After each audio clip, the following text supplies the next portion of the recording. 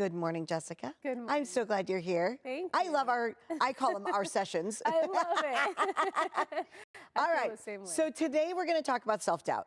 And I am so guilty of doubting myself in every area. It's not just business. It's, am I doing the right thing? I always tell my son, you know what? I got to screw you up a little bit so you've got something to talk to the therapist about.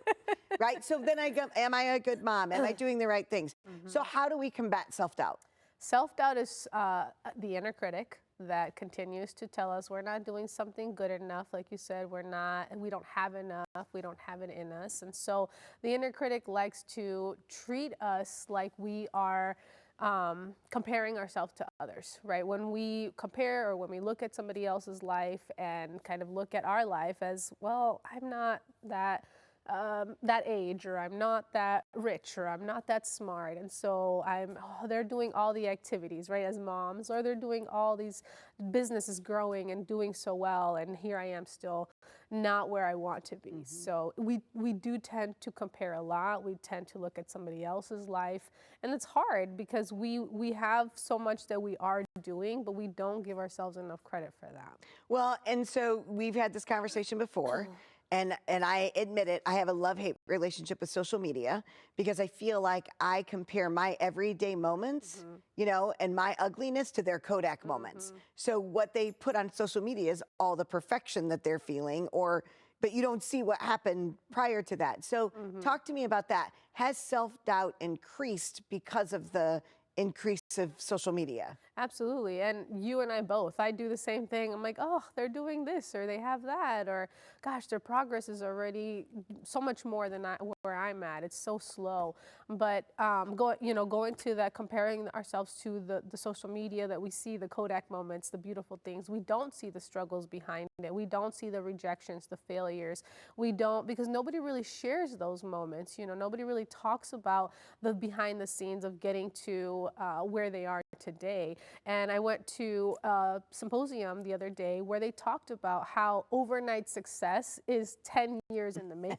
You know? Yes. 10 years in the making is the overnight success. That's right. Don't really, that doesn't happen. You have to put in the work day in and day out and realize that it's going to happen when it's your timing, when God says you're ready for it, and continue to put in the work, continue to trust and believe in what your vision is, and it will happen, but the overnight success isn't real. It's the 10 years in the making. That's right. So social media likes to give us the highlights of everybody else's life and what they're doing and where they're going, and I'm guilty of that sometimes as well, and realizing we're all human. Yes. But what is it that we can do then to combat that self-doubt? Yeah. How do we save ourselves from spiraling when we do the whole comparison game? Yeah. Sometimes you need to walk away, right? Sometimes you need to walk away. Sometimes you need to shut off the social media, mute it, give yourself permission to just say, I'm just kind of walking away from that.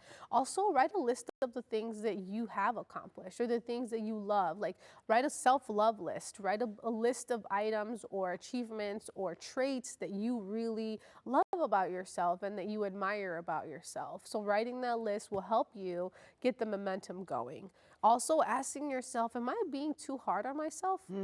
How often do we really take the time to ask, am I being too hard on myself? Because like we talked earlier, we don't give ourselves enough credit because it feels egotistical. It feels like we are being, you know, too selfish and overconfident, but really it's judging ourselves less, giving ourselves less criticism, giving ourselves more grace. I had a client who said to me yesterday, she's like, Jessica, I've been giving myself so much more grace and not being so hard on myself, and I can't tell you how much that's changed.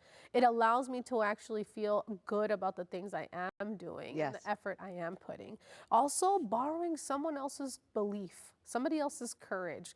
Let's see ourselves how other people see us, right? They see us in a way that they admire or they love, or they see as an inspiration. So let's borrow those things and continue to pour them into ourselves to remind us that we need to borrow their belief. We need to borrow their courage, and the way they see us, why not see ourselves that way as well?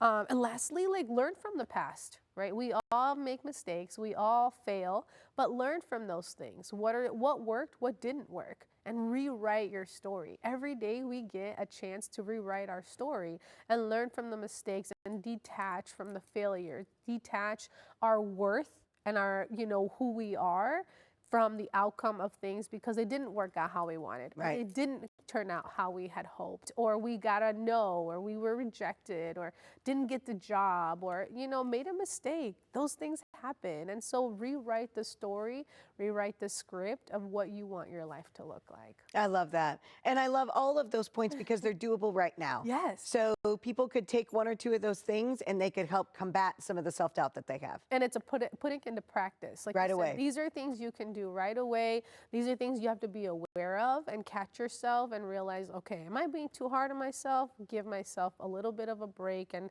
no, I have a lot going on. We do. We have so many things we have going on. So give yourself that chance and that break. And some grace. And grace. Well, thank you, Jessica. Absolutely. If you would like to learn more about Jessica and A Thriving Mind, just head over to their website, athrivingmind.org, and don't forget to follow her on social media.